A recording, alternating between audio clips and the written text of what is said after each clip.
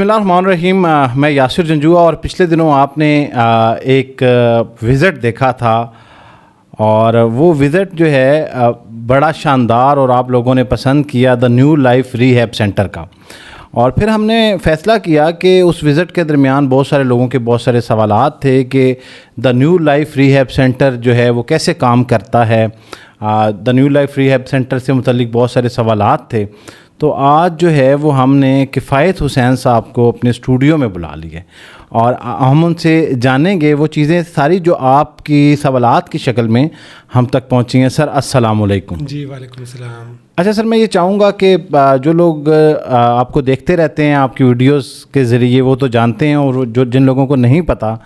उनके लिए आप अपना तारुफ़ करा दें। जी, मेरा नाम किफ़ायत हुसैन है और मैं गुज़िश्ता 15 साल से new life rehab and psychiatric centre का CEO हूँ। और हमारा जो हॉस्पिटल है ड्रग एडिक्शन ट्रीटमेंट सेंटर है। हम मंशियात और ड्रग एडिक्शन जितनी भी ड्रग एडिक्शन है या नफ्सियाती डिसऑर्डर है उनका हम ट्रीटमेंट करते हैं। ठीक है। और कब से आप जो है वो ड्रग एडिक्शन ट्रीटमेंट की फील्ड में, कितना अरसा हो गया आपको? वैसे तो हमारा जो एक्सपीरियंस है, मेरा ज़ाती एक्सपीरियंस तो वैसे 20 इयर्स का है, लेकिन जो हमारा इदारा है, जैसे कि इस टाइम इस्लामाबाद में हमारे 4 बड़े रिहेबिलिटेशन सेंटर काम कर रहे, और हमारी जो टीम है या हमारी जो एक्सपीरियंस है वो 15 इयर्स हमारे न्यू लाइफ को हो गया है। और ये मैं थोड़ा सा बताता चलूँ कि हमारा जो इदारा है ये तमाम पैरामीटर्स पे, जिस तरह हेल्थ डिपार्टमेंट है,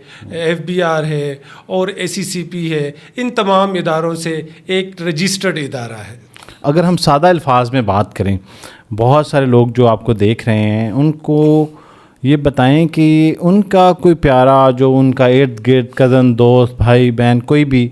अगर नशे की आदत में मुब्तला हो गया है तो इस दलदल से उसे वो कैसे निकाल सकते हैं? देखिए, सबसे पहले तो ये समझना ज़रूरी है, जैसे कि आपने पहले भी अर्ज़ किया है कि सादा लफ्ज़ों में, ये इसलिए हमने आपको बताया कि सादा लफ्ज़ों में हम लोगों को समझाएं कि नशे की बीमारी है क्या, और अगर आपका कोई प्यारा या आप ख़ुद इसका शिकार है तो आप कैसे इससे जान छुड़वा सकते हैं। देखिए, सबसे पहले जो पेशेंट होता है, वो जो नशे का आदी शख्स होता है, वो कभी भी इलाज की तरफ राज़ी नहीं होता। लेकिन जो हमारा इलाज का तरीक़ाकार है, सबसे पहले पेशेंट 2 तरीक़ों से हमारे पास आता है। या तो वो इंटरवेंशन के ज़रिए हमारे तक आता है, या वो किसी बहाने, टेस्ट के बहाने से हमारी तरफ जो है ना वो पहुंच जाता है, या उनको हम साइकोलॉजिकली मोटिवेट करके इलाज की तरफ लेकर आते हैं। अब देखना ये कि जो नशे का इलाज है, बेसिकली समझना ये ज़रूरी है कि इसमें आप लोग कैसे इसका जो है ना ट्रीटमेंट करते। इसका एक मॉडल होता है, बायोलॉजिकल, साइकोलॉजिकल और स्पिरिचुअल मॉडल। इसके तहत हम ट्रीटमेंट करते हैं। जैसे कि कोई भी शख्स हमारे पास आता है, सबसे पहले हम उसका क्या करते हैं, ड्रग स्क्रीनिंग प्रोफाइल कर लिया है। इसके साथ साथ उनके जो ब्लड के टेस्ट है, जो रेगुलर टेस्ट में ये समझता हूँ कि हर 6 महीने के बाद हर उस शख्स को करवाने चाहिए। और ये ज़रूरी इसलिए है, जिसमें CBC है, LFTs है, RFTs है, हेपेटाइटिस B, C है और HIV है।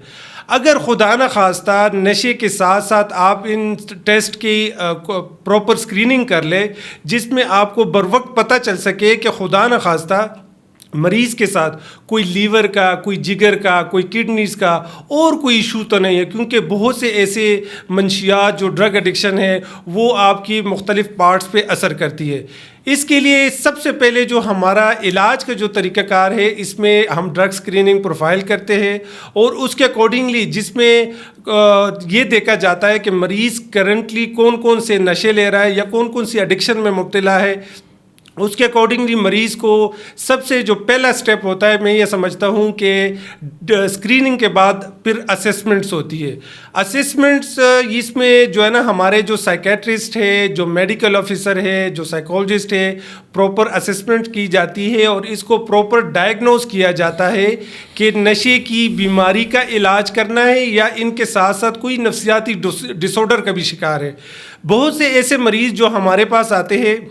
موسٹ کامن نشے کے ساتھ ساتھ ان کو مختلف بیماریوں میں کا بھی شکار ہوتے ہیں، لیکن ان کو اس کا آئیڈیا نہیں ہوتا، ان کا اس کا علم نہیں ہوتا. جیسے کہ موسٹ کامن اگر آپ دیکھیں تو ڈپریشن ہے، انزائٹی ہے، اور یہی ڈپریشن اور انزائٹی آپ کو مختلف اور بیماریوں میں کنورٹ کر سکتا ہے، جیسے کہ شیزوفرینیا ہے، بائی پولر ہے، سائیکوسس ہے. اگر کوئی شخص نشے کا استعمال کرتا ہے تو 90% ایسے چانسز ہے کہ آپ کو کوئی نہ کوئی نفسیاتی ڈس آرڈر ہو سکتا ہے. فرسٹ اسٹیپ جیسے کہ جو اسکریننگ کے بعد ہمارا اسیسمنٹ کے بعد ہم کیا کرتے ہیں کہ ہمارا جو کنسلٹنٹ سائیکیٹرسٹ ہے، جو پروفیسر ہے، صرف نشے کا جو علاج ہے صرف سائیکیٹرسٹ ہی میڈیکیشن ایڈوائز کر سکتا ہے. اس میں ان کی جو میڈیکیشن ایڈوائز کرتے ہیں وہ ان کی پہلے دن اسکریننگ کے ود ان 2 hours ہم ان کا جو ٹریٹمنٹ ہے وہ سٹارٹ کر دیتے ہیں. اس کے ساتھ ساتھ پھر ان کی جو ڈیٹاکسیفیکیشن کا جو مرحلہ ہے، جو میں کہتا ہوں جو پہلا مرحلہ ہے، اس میں مریض بغیر کسی تکلیف کے، بغیر کسی وڈرول کے اس مرحلے سے بہت آسانی کے ساتھ گزر جاتا ہے. اس میں ہمارے پاس 24/7 میڈیکل آفیسر ہوتے ہیں، میڈیکل ڈاکٹرز ہوتے ہیں، جو کہ سائیکیٹرسٹ جو میڈیکیشن ایڈوائز کرتے ہیں اس کو مانیٹر کرنے کے لیے، اس کو وڈرول کو مینیج کرنے کے لیے میڈیکل آفیسر کا 24 گھنٹے ہونا بہت ضروری ہوتا ہے. کیونکہ ڈیٹاکس میں میڈیکل آفیسر وقتاً فوقتاً اگر کوئی اور میڈیسن کی بھی ضرورت پڑتی ہے تو وہ کنسلٹ کرتے ہیں سائیکیٹرسٹ سے، اور ان کو ساتھ ساتھ میڈیکیشن دی جاتی ہے تاکہ پین فری ڈیٹاکس ہو. جو دوسرا مرحلہ آتا ہے اس میں ہمارا ود ان 14 days ہم مریض کی جو دوائیاں ہیں اس کو آہستہ آہستہ کم کرنا شروع کر دیتے ہیں، جیسے کہ ہم کہتے ہیں کہ ٹپر آف کرنا شروع کر دیتے ہیں. اور ایک وقت ایسا آتا ہے کہ جس میں میڈیکیشن بالکل ختم کر دیتے ہیں. ہمارا جو میڈیکیشن کا جو ٹائم پیریڈ ہوتا ہے اس میں آفٹر 2 weeks کے بعد ہم فیملی کو یہ گائیڈ کرتے ہیں کہ شروع میں جو مریض ہوتا ہے دوائیوں پہ ہوتا ہے، ڈیٹاکسیفیکیشن میں ہوتا ہے، وہ بیڈ ریسٹ پہ ہوتا ہے، ہم زیادہ ان کو تنگ نہیں کرتے، ہم ان کو نماز کا نہیں کہتے، کوئی لیکچر کا نہیں کہتے. اس کے ساتھ ساتھ وہ آہستہ آہستہ جیسے کہ وہ ڈیٹاکس سے نکلتا ہے اور ان کی میڈیکیشن کم ہوتی جاتی ہے تو ہم ان کو سیکنڈ سٹیپ میں لے کر آتے ہیں، جیسے کہ سائیکو تھیراپی کی طرف لے کر آتے ہیں. اور اس میں ہمارا جو سائیکولوجسٹ ہوتا ہے دوائیوں کے ساتھ ساتھ اس میں ہم ان کو 12 step programme, CBT، anger management, relapse prevention programme, یہ تمام تر وہ سکلز ان کو سکھاتے ہیں تاکہ معاشرے میں وہ باہر جا کے ایک اچھی زندگی گزار سکے.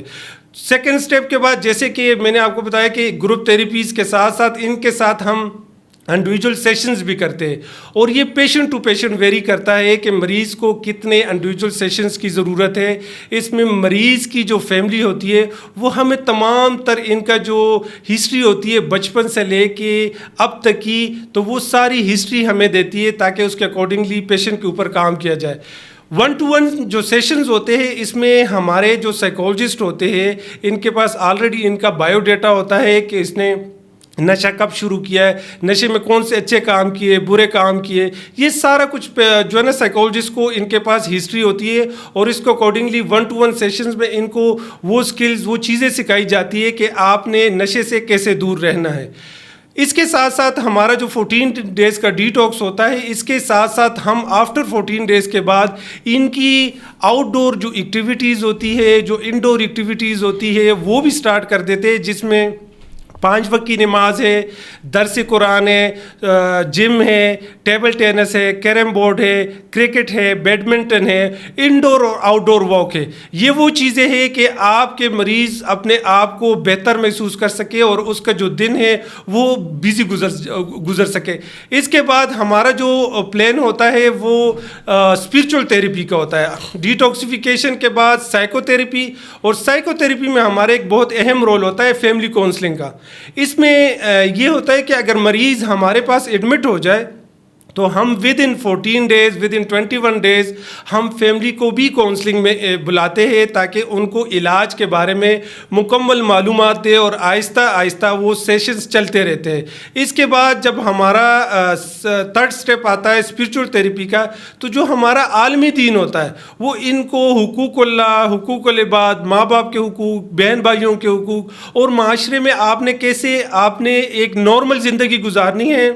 اور آپ نے نشے سے کیسے بچنا ہے. اس کے ساتھ ساتھ ہمارا یہ ایک بہت ہی اہم مرحلہ ہوتا ہے, جیسے کہ دوائیاں جب ختم ہو جاتی ہے تو ہم پراپر دوبارہ سے اسسمنٹ کرتے ہیں کہ مریض کی جو نیند ہے, جو موڈ ہے اور اس کی یہ تمام تر جو چیزیں ہیں بالکل نارمل ہو جائے. اس میں کیا ہوتا ہے کہ ود ان 14 ڈیز کے بعد جب ہم دوائیوں کو ٹپر آف کرنا شروع کر دیتے ہیں تو بہت سے ایسے مریض ہوتے ہیں جن کی دوائیاں 1.5 ماہ کے بعد بھی ختم ہو جاتی ہے, کچھ مریض ہوتے ہیں 90 ڈیز بعد بھی ختم ہو جاتی ہے اور کچھ مریض ہوتے ہیں 120 دن بعد بھی ختم ہو جاتی ہے. اس میں ہوتا یہ ہے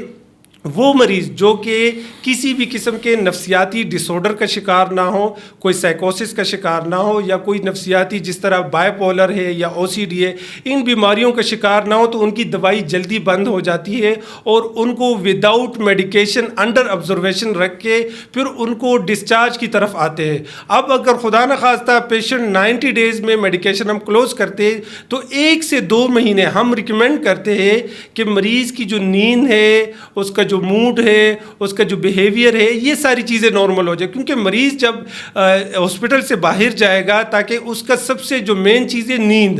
آپ کا جو نیند اگر نارمل ہے, آپ کا بیہیویئر نارمل ہے, اور یہ بھی ہمارے جو سائیکالوجسٹ ہے وہ سارے مل کے ہمارا جو پینل ہے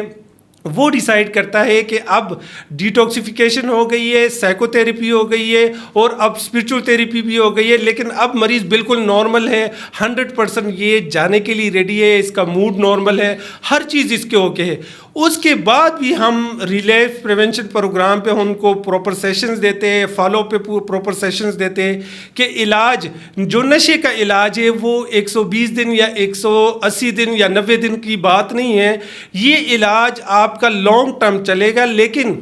آپ کا جو پہلا مرحلہ ہے جیسے کہ آپ ہاسپٹل سے ڈسچارج ہوتے ہیں اور اس کے بعد آپ نے اپنے اوپر جیسے کہ ریلیپس پریونشن ہم نے گائیڈ کیا ہوتا ہے کہ آپ نے نشے سے کیسے بچنا ہے, ٹریگرز کو کیسے مینیج کرنا ہے اور سوسائٹی سے کیسے بچنا ہے, یہ تمام تر سکلز ہم پیشنٹس کو سکھاتے ہیں. اس کے بعد جب مریض باہر جاتا ہے تو وہ اسکل اپلائی کرتا ہے تاکہ وہ اس کے جو دوست ہیں, اس کے جو سوسائٹیز ہے, اس سے بچا جا سکے. اور اس کے ساتھ ساتھ ہم جو ڈسچارج کے ٹائم پہ پیشنٹ کا الگ سے سیشنز کرتے ہیں, فیملی کو الگ سے کونسلنگ کرتے ہیں کہ علاج کے بعد آپ نے پیشنٹس کو کیا کیا فیسلٹیز دینی اور کیا نہیں دینی. اس میں ہم ریکمینڈ یہ کرتے ہیں جیسے کہ پیشنٹ کا موبائل فون آپ فرسٹ 3 منتھس ان کو الاؤ نہ کرے, ان کو تمام سوشل میڈیا سے دور رکھے, ان کو پرانی سوسائٹی سے دور رکھے. آپ بچے کو عمرے پہ لے جا سکتے ہیں, لیکن اگر کوئی بچہ جو ہے نا وہ گاؤں میں رہتا ہے اس کو کچھ دیر کے لیے خالہ یا کسی رشتہ دار کی طرف شفٹ کر سکتے ہیں. اس میں یہ ہوتا ہے کہ مریض 2-3 مہینے نشے سے مزید دور رہتا ہے اور فالو اپس کو بھی ساتھ ساتھ کنٹینیو کرتا ہے, تو وہ نشے سے جو ہے نا وہ چھٹکارا حاصل کر لیتا ہے. اس میں جو علاج کا جو ہمارا ایک مکمل طریقہ کار ہے ڈیپینڈ کرتا ہے پیشنٹ ٹو پیشنٹ, لیکن اس میں ضروری یہ ہے کہ اگر آپ نے اپنے بچے کا نشے کا علاج کروانا ہے تو آپ نے ٹرسٹ کرنا ہے سائیکالوجسٹ پہ, سائیکیٹرسٹ پہ, ماہر نفسیات پہ اور ادارے پہ. اگر آپ ٹرسٹ کر کے چلیں گے تو انشاءاللہ ہمارا جو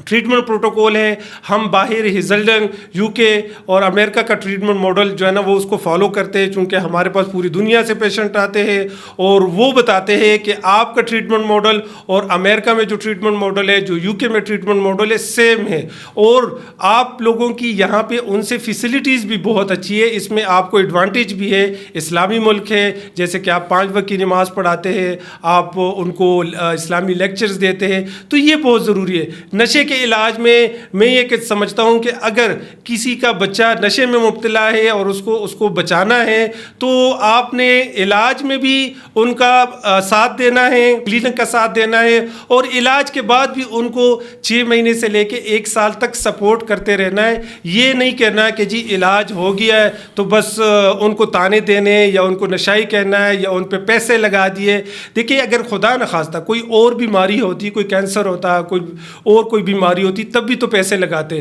بہت سی ایسی فیملی کو ہم یہ ضرور بتاتے کہ اگر آپ نے بچے پہ پیسے لگا دیے تو یہ آپ نے کوئی بہت بڑا تیر نہیں مارا، یہ غلطی کسی سے بھی ہو سکتی ہے، ایڈکشن کسی کو بھی ہو سکتی ہے، یہ ایک بیماری ہے، ایک ڈیزیز ہے. باقی بیماریوں کی طرح یہ بھی ایک بیماری ہے. آپ اس کو سمجھے، آپ اس کو اپنے بچے کو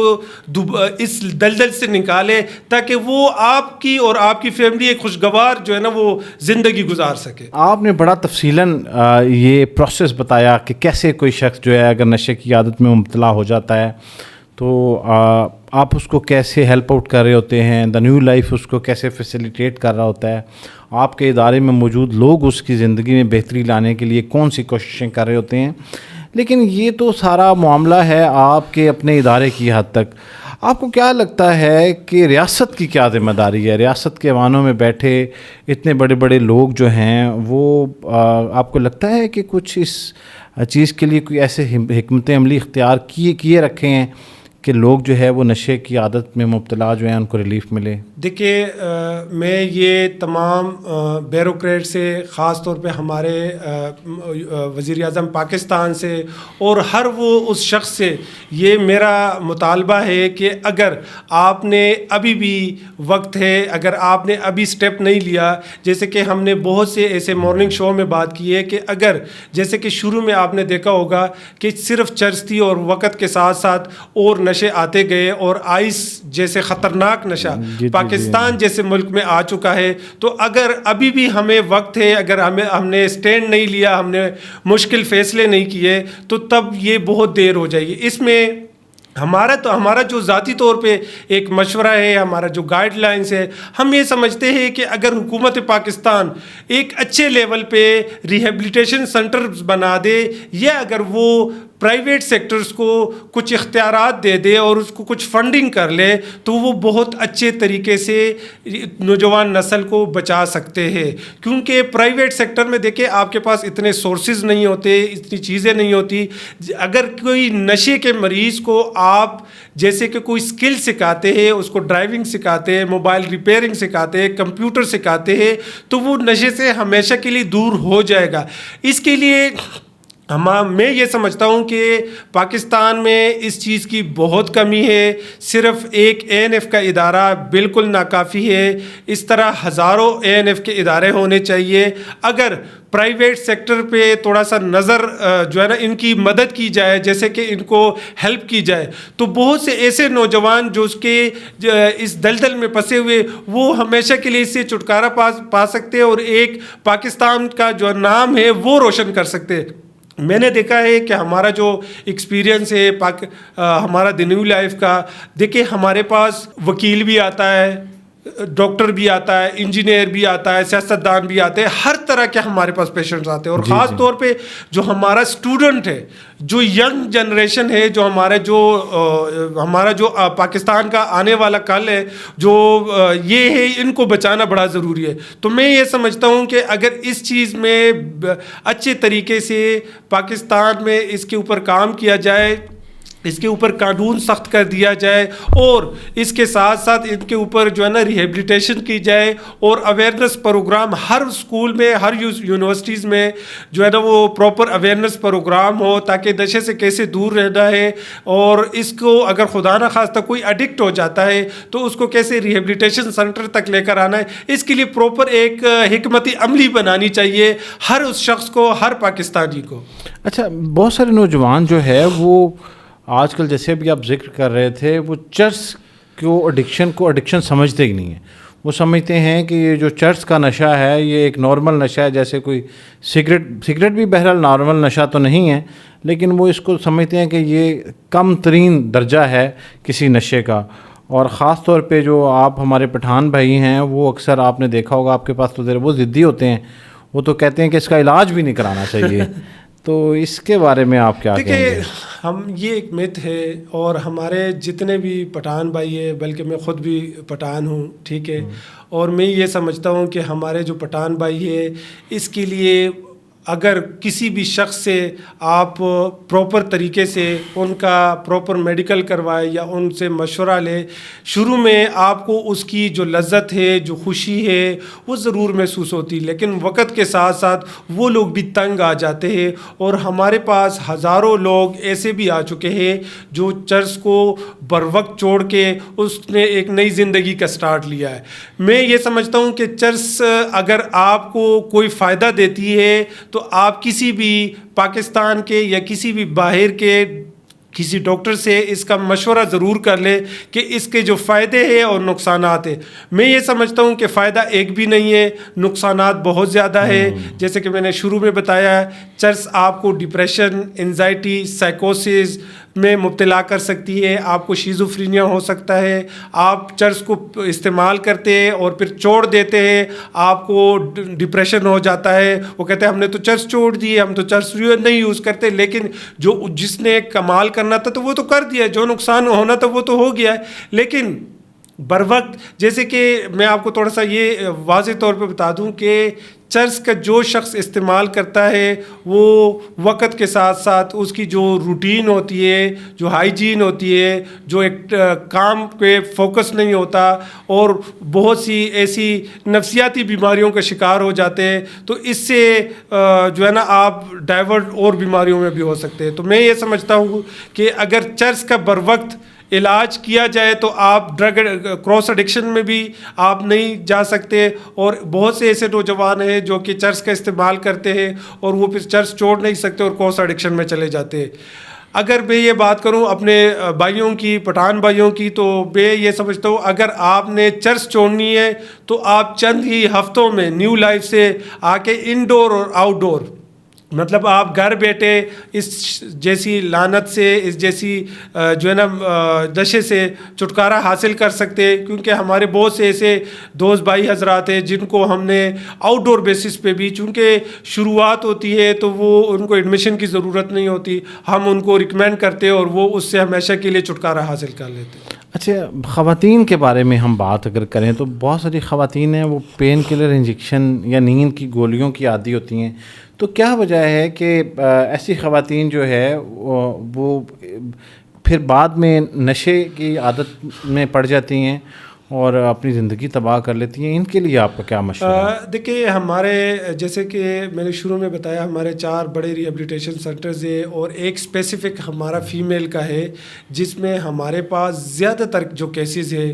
وہ پین کلر انجیکشن اور نیند کی گولیاں۔ یہ ہماری بدقسمتی ہے جو پاکستان میں ہر میڈیکل سٹور پہ آپ کو وداؤٹ پرسکرپشن آپ کو بلیک میں مل جاتی ہے، اور اگر آپ کو بہت سے ایسے جو خواتین ہیں ان کو کئی ڈاکٹرز نے ریکمینڈ کی ہوتی ہے، جیسے کہ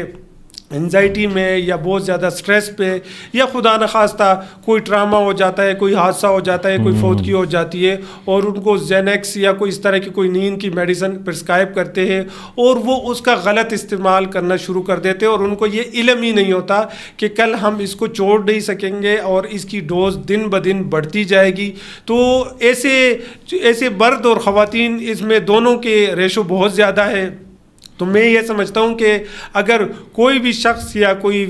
خواتین جو نیند کی گولیوں کا استعمال کرتے ہیں تو اس کا بر وقت آپ اگر ٹریٹمنٹ نہیں کرواتے تو یہ آپ کے لیے خطرہ بن کے سامنے آئے گا۔ اس کے ساتھ ساتھ وہ خواتین جو کہ پین کلر انجیکشن کا استعمال کرتی ہے، اسی طرح یہ پین ریلیف کے لیے، میگرین کے لیے یا آپ کو سرجری کے لیے یہ انجیکشن یوز ہوتا ہے تاکہ آپ کو فوری طور پہ آرام مل سکے، اور اسی انجیکشن کو آپ مس یوز کرتے ہیں۔ آپ کو ایون کہ بہت زیادہ ایسے پروفیشنل ہمارے پاس آتے ہیں جس میں نرسز کی تعداد بہت زیادہ ہے، ڈاکٹرز کی تعداد بہت زیادہ ہے، اور ان کو ایزی ایکسیس کی وجہ سے یہ ان کے عادی ہو چکے ہیں۔ بہت سے ایسے نوجوان یا نرسز یا ڈاکٹرز کے جب ہمارے پاس آتے ہیں تو ان کی آپ دیکھ سکتے ہیں کہ ان کی باڈی پہ بہت زیادہ زخم ہوتے ہیں اور ان کی وین تک نہیں ملتی. پین کلر جو انجیکشن ہے میں یہ سمجھتا ہوں کہ اس کی بہت زیادہ سیویئر ایڈکشن ہو جاتی ہے اور وقت کے ساتھ ساتھ ایک انجیکشن سے شروع ہوتا ہے اور یہ 20 انجیکشن تک یہ کام چلا جاتا ہے کیونکہ اس کی دن بدن کوانٹٹی بڑھتی جاتی ہے. آپ کی بھوک ختم ہو جاتی ہے, آپ کو نفسیاتی مسائل کا سامنا ہوتا ہے اور آپ ہر ٹائم اکیلے میں بیٹھ کہ صرف انجیکشن کا ہی سوچ رہے ہوتے ہیں, یا اگر آپ کے گھر پہ کوئی مہمان آ جائے تو آپ یہ سمجھیں گے, آپ یہ ہر ٹائم سوچ رہے ہوں گے کہ یہ کب جائیں گے اور میں وہ انجیکشن لگا دوں. تو یہ چیز جو ہے نا, میری تمام بہنوں سے بھائیوں سے یہ ریکویسٹ ہے, اگر آپ کے ارد گرد یا آپ خود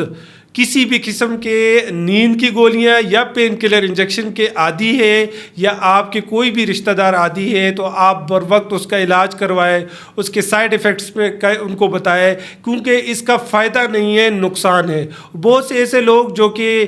فیملی میں بھی پتہ نہیں چلتا اور وہ مجھے سن رہے ہیں, تو اگر آپ خود اس چیز کے عادی بر وقت فیصلہ کریں اور آپ اس سے ریہیبلیٹیشن سینٹر موجود ہے اور آپ اس سے جان چھڑوا سکتے ہیں اور وہ بھی پین فری ڈیٹاکس کے ساتھ. اچھا, یہ تو خواتین کا معاملہ ہو گیا. بچوں میں جو ہے وہ نشے کا بڑھتا ہوا رجحان جو ہے وہ دیکھا جا رہا ہے, اور اس سے بڑا المیہ یہ ہے کہ والدین کو نہیں پتہ چلتا کہ ان کے بچے کس وقت نشے کی عادت میں مبتلا ہو گئے ہیں. تو ایسے کوئی سائن اینڈ سمٹمز جو آپ بتا سکیں کہ لوگوں کو پتہ چل جائے کہ ان کے بچے جو ہیں وہ نشے کے عادی ہیں. دیکھیے, آج کل کے جو نوجوان ہیں, جو ینگ جنریشن ہے, جو اسٹوڈنٹس ہے, جو کالجز کے اسٹوڈنٹس ہے, ایون کہ جو اسکول کے اسٹوڈنٹس ہے,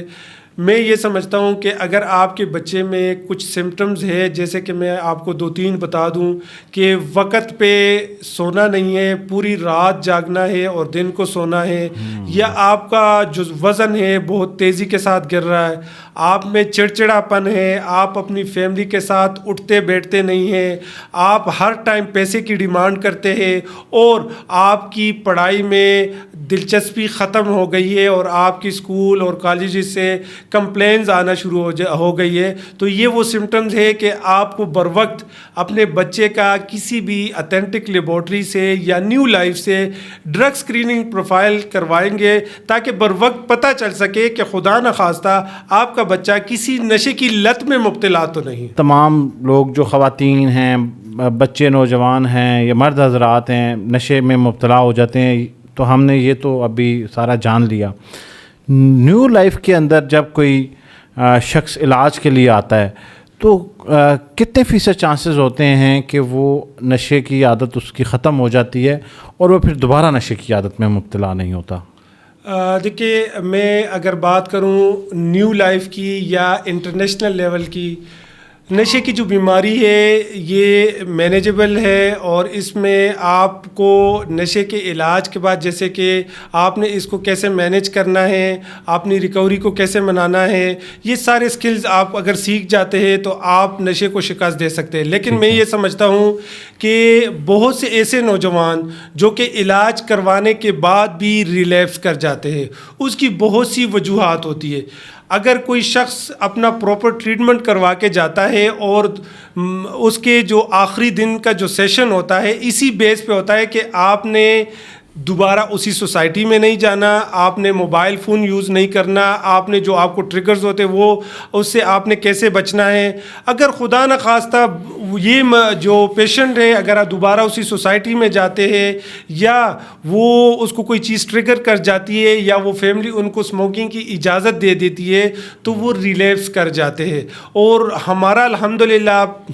جو سکسیس ریٹ ہے وہ دنیا بھر میں, مطلب اگر آپ 100 میں سے میں آپ کو بتا دوں تو 90% ریلیپس ریٹ ہے. لیکن ہم الحمدللہ نیو لائف کا ہم نے سالانہ بیسس پہ ایک ریکارڈ مینٹین کیا ہوا ہے, جس میں ہم اگر ایک سال میں 1000 مریضوں کا اگر ہم علاج کرتے ہیں تو 70%, یہ بہت ہی الحمدللہ بہت اچھا ریٹ ہے کہ 70% مریض صحت یاب ہو جاتے ہیں اور وہ دوبارہ نشے کی طرف نہیں جاتے. اور 50% ایسے لوگ بھی ہیں جو کہ بالکل اسموکنگ یا جو کہ نسوار سگریٹ کو بھی ترک کر دیتے ہیں اور وہ ایک اچھی زندگی گزار رہے ہوتے ہیں. بہت سے ایسے نوجوان جو کہ ریلیپس کر جاتے ہیں, اس کی بہت سی ایسی وجوہات ہوتی ہے, اور ہم نے پراپر ان کو سیشنز بھی دیا ہوتا ہے کہ خدا نخواستہ آپ کا بچہ ریلیپس کر جاتا ہے تو آپ نے بر وقت کیا کرنا ہے, آپ نے بر وقت اس کو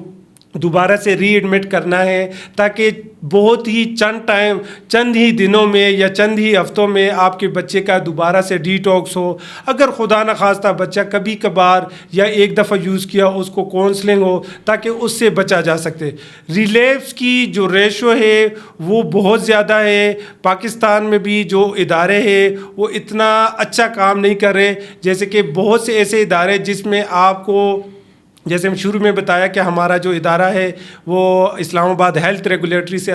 رجسٹرڈ ہے. اس میں آپ کے جو سائیکیٹرسٹ ہے, آپ کی جو ٹیم ہے, اس طرح باقی جو اچھے ریہیبلیٹیشن سینٹر بھی موجود ہے, اس میں بھی آپ تمام پیرامیٹرز انہوں نے فل کیے ہوتے ہیں اور ان کا جو ٹریٹمنٹ ہے وہ بھی بہترین ہوتا ہے. لیکن چونکہ ہر ادارے کا ایک مختلف ریشو ہوتا ہے, جیسے کہ مریض کے اوپر نفسیاتی طور پہ آپ ان کو کیا سکل سکھاتے ہیں, آپ کے پاس ایکسپرٹ کون سے ہیں, آپ کتنے ٹائم بعد آپ دوائیوں کو ختم کر دیتے ہیں. ایک اور بھی میں یہاں پہ ایک پوائنٹ بتا دوں کہ اگر کوئی شخص کی پیشنٹ کی جو دوائیاں ہیں وہ جتنی جلدی سائیکیٹرسٹ اس کو, اگر کوئی نفسیاتی ڈس آرڈر نہیں ہے, اور جلدی اس کو ختم کر دیتے ہیں, اور میکسیمم ٹائم جیسے کہ 3 months 4 months یا 5 months وداؤٹ میڈیکیشن پیشنٹ رہتا ہے, تو اس کی ریکوری کے چانسز 100+ ہو جاتے ہیں. اور کیونکہ وہ بغیر نشے کے وہاں پہ رہ رہا ہے, وہ اسکل سیکھ رہا ہے, وہ کاؤنسلنگ سیکھ رہا ہے, وہ نماز پڑھ رہا ہے, تو وہ جم کر رہا ہے, تو وہ ان لوگوں کے جو چانسز ہوتے ہیں میں یہ سمجھتا ہوں 100+ ہوتے ہیں. اور یہ واقعی ہمارے اپنے ذاتی ریہیبلیٹیشن سینٹرز کے ریزلٹ ہے. سر, آئس کا نشہ اتنا زیادہ پھیلا ہے, پتہ نہیں کیا ایسا اس نے جادو دکھایا ہے نوجوانوں کو کہ وہ سب اس کی طرف مبتلا ہو گئے ہیں, اور والدین پریشان ہیں, سوسائٹی کے اندر یہ زہر کی طرح پھیر رہا ہے. یہ آپ ایک تو یہ بتائیں کہ یہ ہے کیا, اس کے کیا سمٹمز ہیں, اور آپ کا ادارہ یقیناً اس کا بھی علاج کر رہا ہے. جی بالکل, اگر میں اس کی تھوڑی سی آپ کو ہسٹری بیان کر دوں تو یہ 2009 کی بات ہے کہ یہ پاکستان میں 2009 میں انٹروڈیوس ہوا ہے, اور یہ پاکستان میں سب سے مہنگا ترین نشہ تھا. اور یہ اگر میں پیچھے اس کی ہسٹری کی بات کروں تو یہ ہٹلر نے صرف اور صرف اپنے فوج کے لیے بنایا تھا, تاکہ خدا نخواستہ کوئی جنگ ہو تو یہ آپ اس کو یوز کر سکے, اور آپ اس کو, تاکہ آپ کی جو نیند ہے وہ آپ کو نہ آئے, اور آپ ایک پاورفل محسوس کر سکے. اچھا, اس میں 2009 میں جب پاکستان میں یہ پہلی دفعہ انٹروڈیوس ہوا ہے, تو ہمارے جو ادارے ہیں, ہمارے جو قانونی ادارے ہیں, ANF ہے, ابھی تک ان کو اس کے بارے میں آئیڈیا بھی نہیں تھا کہ یہ نشہ ہے کیا اور اس کا سزا کیا ہے. ایون کہ آپ کے پولیس والوں کو بھی اس کا آئیڈیا نہیں تھا. جیسے جیسے اس کی نقصانات, تباہکاریاں شروع ہو گئی, تو اس نے ایک چھوٹے سے ٹائم میں اتنی تباہی مچا دی ہے, جس سے آپ ہر دوسرے شخص سے آپ یہ سن سکتے ہیں کہ آئس سب سے خطرناک نشہ ہے. اس میں مریض جب 2009 میں یہ آیا ہے تو شروع میں جیسے ہمارے پاس پیشنٹ آتے تھے تو وہ یہ بتاتے تھے کہ ہم نے یہ 40,000 50,000 ایون کہ یہ کوکین سے بھی بہت زیادہ ایکسپینسو نشہ تھا. وقت کے ساتھ ساتھ آتا گیا ہے, یہ اسمگل ہوتا گیا ہے, پاکستانیوں کو اس کا فارمولہ مل گیا ہے. کیسے مل گیا ہے؟ یہ لیبارٹریوں والے اور یہ جو ہمارے ایکسپرٹ ہیں جنہوں نے اس کو انٹروڈیوس کروایا ہے, اور یہ جو ایک مافیا ہے, اس میں یہ میں سمجھتا ہوں کہ یہ اس ٹائم پاکستان میں ایکسپائر میڈیسن سے نکالا جا رہا ہے. ایکسپائر میڈیسن میں میتھ ایمفیٹامین کا جو ایک کیمیکل ہوتا ہے وہ نکالا جاتا ہے, اور اس سے آئس بنتی ہے. کوئی بھی شخص آئس کا جو استعمال ہے وہ ایک دفعہ کرنے سے اس کا عادی ہو سکتا ہے, اس کے ایڈکٹ ہو سکتے ہیں, کیونکہ یہ اتنا اسٹرانگ نشہ ہے. آئس کے جو نقصانات ہیں, جیسے کہ پیشنٹ کی جو ہسٹری ہے وہ ہمیں بتاتے رہتے ہیں, ہم سوشل میڈیا پہ دیکھتے رہتے ہیں ہم ٹی وی نیوز میں دیکھتے رہتے ہیں کہ آئس کے شخص نے کتنے زیادہ نقصانات کیے، کیونکہ شروع میں جب آپ آئس استعمال کرتے ہیں تو آپ کی نیند ختم ہو جاتی ہے، آپ کئی دن تک جاگتے رہتے ہیں، آپ بہت انرجیٹک محسوس کرتے ہیں، اور آپ جب سوتے ہیں تو 1 ہفتے کے بعد یا 2 ہفتے کے بعد پھر ہفتہ سوتے رہتے ہیں۔ ودن 2 سے 3 مہینے آپ کو وہ اپنے گرفت میں لے لیتی ہے، آپ کو سائیکوسس شروع ہو جاتا ہے، آپ کو ڈپریشن شروع ہو جاتا ہے، آپ کو ایک ایسی سمٹمز آپ کی ڈیولپ ہو جاتی ہے آپ کی برین میں کہ آپ کو جیسے وہ کہتے ہیں تو آپ ویسے کرتے ہیں۔ جیسے کہ آئس کے مریض آپ کو جو ہے نا، آپ اپنے گھر کے جو لائٹیں ہیں وہ آپ اتار دیتے ہیں، اس میں کیمرے لگے ہوئے ہیں، آپ اپنے ماں پہ شک کرتے ہیں جو کہ 60 سال کی آپ کی ماں ہے، آپ بہن پہ شک کرتے ہیں، آپ وائف پہ شک کرتے ہیں کہ آپ کے غلط ریلیشنز ہے، لیکن یہ کیا ہے؟ یہ وہ سائیکوسس ہے۔ جیسے کہ ہمارے پاس ایک بہت ہی ویل کوالیفائڈ، جیسے کہ میں اگر اب بات کروں تو وہ ڈاکٹر تھا، اور انہوں نے جب آئس استعمال کی تو وقت کے ساتھ ساتھ اس نے جو ہمیں ہسٹری بتائی، جب وہ ٹھیک ہوا تو وہ یہ خود اس کی ہسٹری تھی اور آن ریکارڈ تھی کہ میں نے یہ ہر ٹائم میں اپنے کمرہ لاک رکھتا تھا اور کھڑکی کے ساتھ بیٹھا ہوتا تھا کہ میری وائف کے پاس کھڑکی سے کوئی آتا ہے، ٹھیک ہے، حالانکہ ان کی جو وائف تھی بڑی نیک پرہیزگار، 5 وقت کی نماز پڑھتی تھی، ان کے 4-5 بچے تھے، لیکن اس کا جو سائیکوسس ہے وہ اتنا ڈیولپ ہو چکا تھا کہ ایک ٹائم ایسے بھی آیا کہ اس نے اپنے بچے کو نقصان کرنے کی بھی کوشش کی، ایون کہ اس کے ہاتھ، اگر اس ٹائم اس کا بھائی موجود نہ ہوتا تو میں وہ کہتا ہے کہ میرے سے اپنا بچہ ذبح ہو جاتا اگر مجھے وقت پہ یہ پکڑتے نہیں۔ اور بہت سے ایسے نوجوان، اگر ابھی کچھ دن پہلے سوشل میڈیا پہ یہی سٹوری چل رہی تھی کہ ایک جو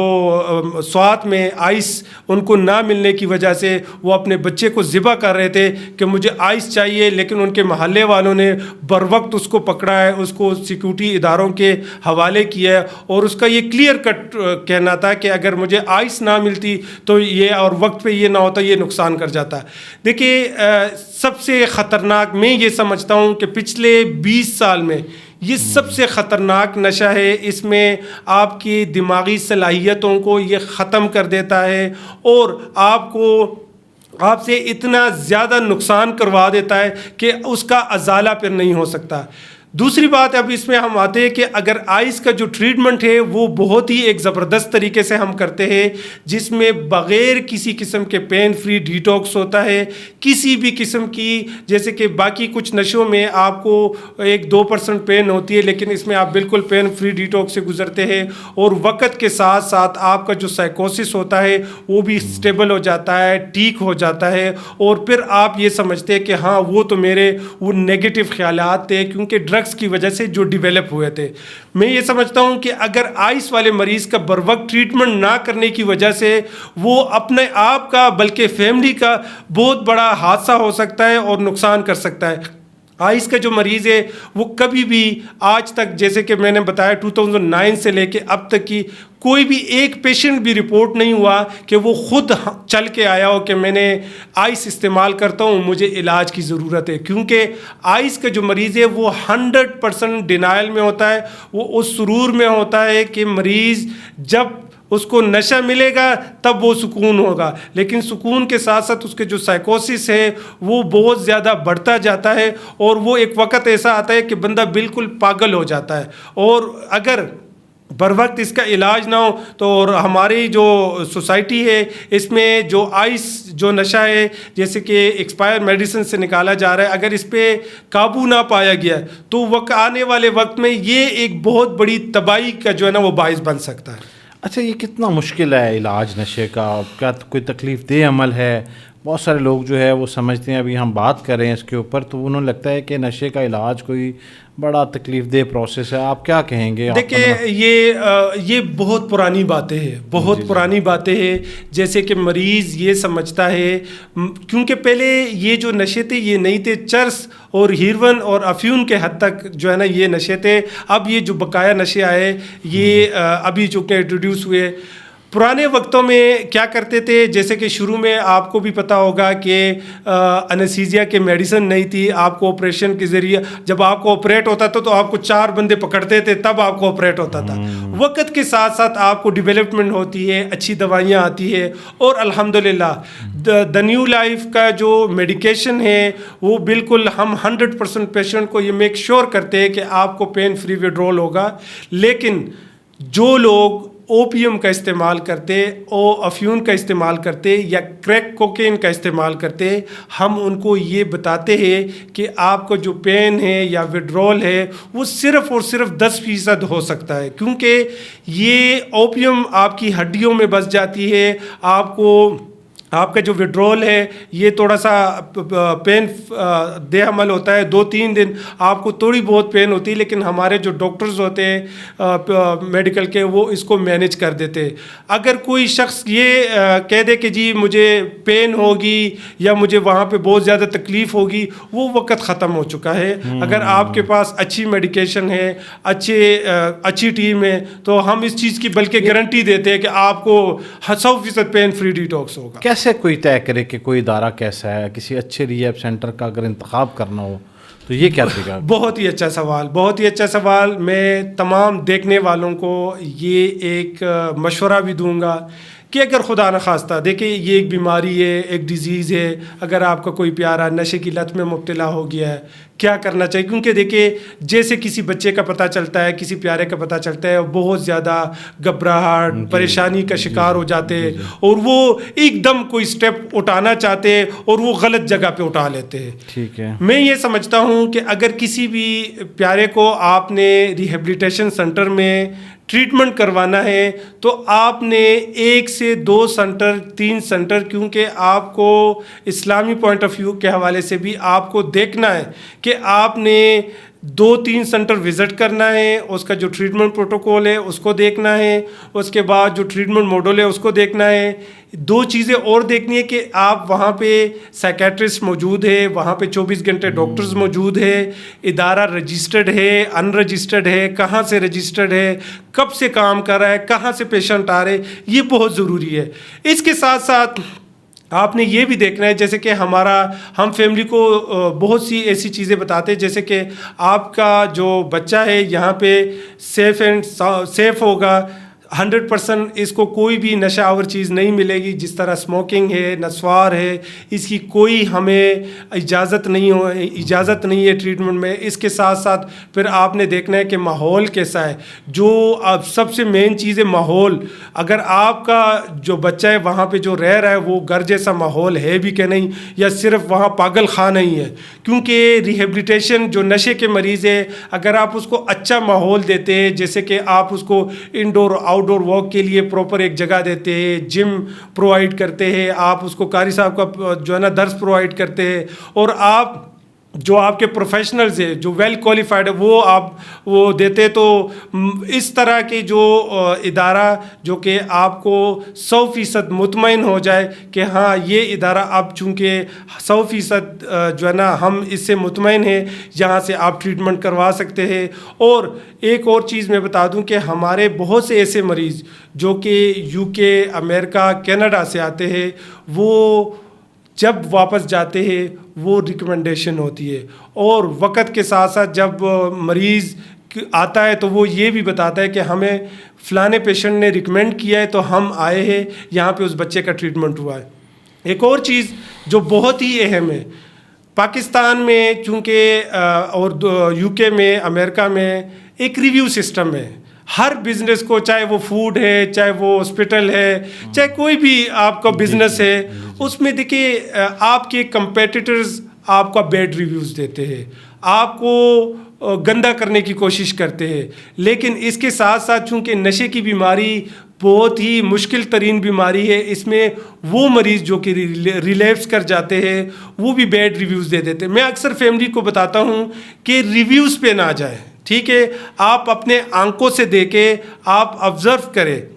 آپ چونکہ ہمارے پاس جو بچہ ہے ایک کینیڈا سے آیا ہے, تو وہ اس کی ماں کو ہم نے خود ریکمینڈ کیا ہے کہ آپ نے 1 ہفتہ بچے کے ساتھ رہنا ہے. جب آپ کو تسلی ہو جائے گی کہ ہمارا ادارہ آپ کے بچے کو ٹھیک کر سکتا ہے, آپ پھر واپس چلے جائیں. لیکن اگر آپ کو یہ لگتا ہے کہ نہیں آپ لوگ کوالیفائڈ نہیں ہیں یا آپ کی سروسز اچھی نہیں ہیں, تو میں نے کہا آپ پھر جا سکتے ہیں. اسی طرح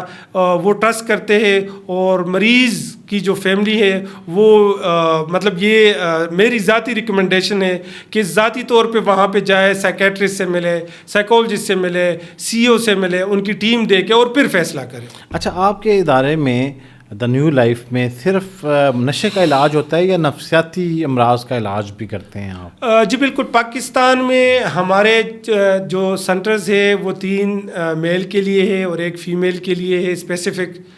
ہمارے پاس جو سائیکیٹرک پیشنٹ آتے ہیں, ہم فیملی کو ریکمینڈ کرتے ہیں کہ اگر آپ کا کوئی پیشنٹ اس کو پراپر ڈائگنوسس ہوئے ہے, جیسے کہ وہ شیزوفرینیا کا ہو یا بائی پولر کا ہو یا ڈپریشن کا ہو, اور آپ کا مریض دوائی لے رہا ہے, تو آپ کو اس کو کسی ریہیبلیٹیشن سینٹر میں داخلے کی ضرورت نہیں ہے.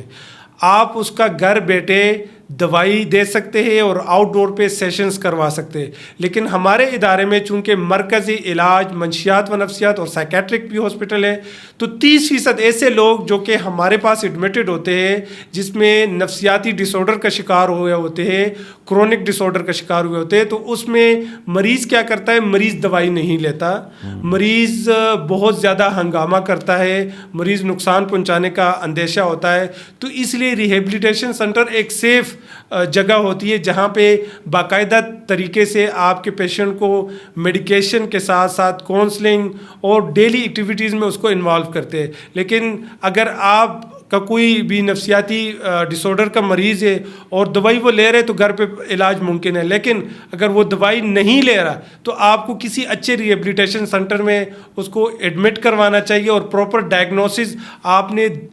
پوچھنی ہے کہ آپ کے ہمارے جو مریض ہے خدا نخواستہ اس کو شیزوفرینیا ہے یا بائی پولر ہے. سم ٹائم یہ ہوتا ہے کہ کوئی سائیکیٹرسٹ یا ڈاکٹر سے جو ہے نا وہ ڈائگنوسس بھی ہو سکتے ہیں. ہمارے پاس ایک بچہ ہے UK سے, اور اس کو انہوں نے بائی پولر ڈائگنوز کیا تھا, بٹ ہمارے سائیکیٹرسٹ نے اس کو بائی پولر, وہ کہتے ہیں بائی پولر نہیں ہے. تو یہ ڈائگنوسس بھی بڑے ضروری ہے. جیسے کہ اگر آپ کو بخار ہوتا ہے تو آپ کو لگتا ہے کہ آپ کو صرف بخار ہی ہے, آپ کو کوئی اور وائرس ہے تو آپ کو پھر ڈیفینیٹلی اینٹی بایوٹک کا استعمال کرنا ہے. تو اس طرح آپ. اچھا, جو لوگ کبھی کبھار نشہ کرتے ہیں, ریگولر نہیں ہوتے نشے میں, ان کے لیے آپ کے پاس کیا علاج ہے وہ؟ جی بہت اچھا سوال کیا. اس میں ہمارے پاس دیکھیے لاسٹ 10 ایئر سے بہت 10%, اگر میں آپ کو بتا دوں 100 میں سے 10% ایسے لوگ ہیں جو کہ خود ولنگلی علاج کے لیے آتے ہیں, اور یہ وہ لوگ ہیں جو کہ کبھی کبھار نشہ کرتے ہیں. ٹھیک ہے, ان کا جو علاج کا طریقہ کار ہے وہ ٹوٹلی ڈفرینٹ ہے. اگر آپ اس کے جو ہے نا اڈکٹ نہیں ہوئے اور آپ یوزر ہے, آپ کبھی کبھار نشے کا استعمال کرتے ہیں, ہم آپ کو پراپر سیشنز دیتے ہیں ان کے سائیڈ ایفیکٹس کے بارے میں, ہم آپ کو میڈیکیشن ایڈوائز کرتے ہیں جو سائیکیٹرسٹ دیتا ہے, آپ کی جو نکوٹین ہے یا آپ کے نشے کی جو طلب ہے اس کو پورا کرنے کے لیے, یا آپ کا موڈ خراب ہوتا ہے اس کو بہتر کرنے کے لیے. ایسے مریض جو کہ سم ٹائم وہ کچھ ہفتوں کے لیے ہمارے پاس داخل بھی ہو جاتے ہیں, لیکن بہت سے ایسے مریض وہ آؤٹ ڈور بیسس پہ بھی علاج کروا دیتے ہیں. اور یہ بہت اچھا اقدام ہوتا ہے کہ کبھی کبھار نشے سے اگر آپ پہلے سٹیپ میں چھٹکارا حاصل کر لیتے تو آپ کراس ایڈکشن میں نہیں جاتے, آپ کرونک ایڈکشن میں نہیں جاتے, اور آپ بر وقت آپ کو ایک رہنمائی مل جاتی ہے پروفیشنل سے, اور آپ اس سے چھٹکارا حاصل کر سکتے. الحمدللہ ہمارے پاس جو نوجوان ہیں, بہت سے ایسے نوجوان جو کہ خود ولنگلی آ کے علاج کروایا ہے, اور وہ ایک بہت ہی شاندار اور نارمل زندگی گزار. اچھا, ایک بڑی اہم چیز جو ہے یہ ہم آخر میں یہ بھی ڈسکس کر لیں, ہر نشہ ہی جو ہے وہ بڑا نقصان دہ ہوتا ہے, اور کسی بھی نشے کے بارے میں یہ نہیں کہا جا سکتا کہ وہ مضر صحت نہیں ہے، لیکن افیون ایک ایسا نشہ ہے جو کہا جاتا ہے کہ نشوں میں سے ایک سخت نشہ ہے، بہت اسٹرانگ نشہ ہے. تو اس کے عادی افراد جو ہے وہ اکثر جان بھی اپنی دے دیتے ہیں اس نشے میں. تو آپ کے پاس کیا ایسے کیسز بھی افیون کی رپورٹ ہوتے ہیں اور ان کا علاج بھی ممکن ہوتا ہے؟ دیکھیے پاکستان میں اس ٹائم جو اوپیم کا نشہ ہے، میں یہ سمجھتا ہوں کہ 70 to 80% جو مرد حضرات ہیں یا جو حکیم ہیں، یا تو حکیم مردوں کو سیکس کے لیے استعمال کرنے کے لیے وہ کیپسول دے دیتے ہیں جس میں افیون کی ملاوٹ ہوتی ہے، یا کوئی یار دوست آپ کو افیم فرسٹ ٹائم دے دیتے ہیں جس سے آپ کی سیکشول پاور ہائی ہو جاتی ہے اور آپ اس کے وقت کے ساتھ ساتھ اس کے عادی ہو جاتے. کرونا کے ٹائم پہ بہت سے ایسے لوگ جو ہے نا اوپیم کے ایڈکٹ ہو چکے ہیں، چونکہ کرونا میں مریض کو جو تکلیف تھی، باڈی پین، وہ بہت زیادہ تھی. کیونکہ میں خود اس فیز سے گزرا ہوں، مجھے کرونا ہوا ہے، کیونکہ میں یہ اچھی طرح بیان کر سکتا ہوں. جتنا زیادہ آپ یوں سمجھیں گے کہ ہر ٹائم 24 گھنٹے کوئی آپ کو دباتا ہی رہے، اتنی زیادہ پین ہوتی ہے کرونا کے ٹائم پہ. جس کو کرونا ہو چکا ہے اور جس کو 2 دفعہ ہو چکا ہے اس کو تو زیادہ پین ہوتی ہے. اس ٹائم پہ بہت سے لوگ اوپیم کے ایڈکٹ ہو گئے، اور وہ لوگ جو کہ دوستوں یاروں میں کسی پین کے لیے یا سیکشول، کیونکہ ہمارے پاس زیادہ جو رپورٹ ہوتے وہ سیکس میں استعمال کے لیے افیون کا استعمال کرتے ہیں، اور وقت کے ساتھ ساتھ چونکہ جو ان کی بیوی ہوتی ہے تو وہ بھی اس پہ پردہ ڈال رہی ہوتی ہے، اور ان کو سم ٹائم پتہ بھی چل جاتا ہے لیکن پتہ نہیں ہوتا کہ یہ کیا کر رہے کیا نہیں کر رہے. افیون کا جو ایڈکشن ہے یہ آپ کی ہڈیوں میں جا کے بس جاتا ہے. افیون جب آپ چھوڑتے تو ہم پیشنٹ کو کہتے ہیں کہ آپ کو جو پین ہوگی وہ تقریباً 25% آپ کو پین ہوگی. اور آج سے 5 سال پہلے جو ہمارے پاس فرسٹ ٹائم پیشنٹ آیا تھا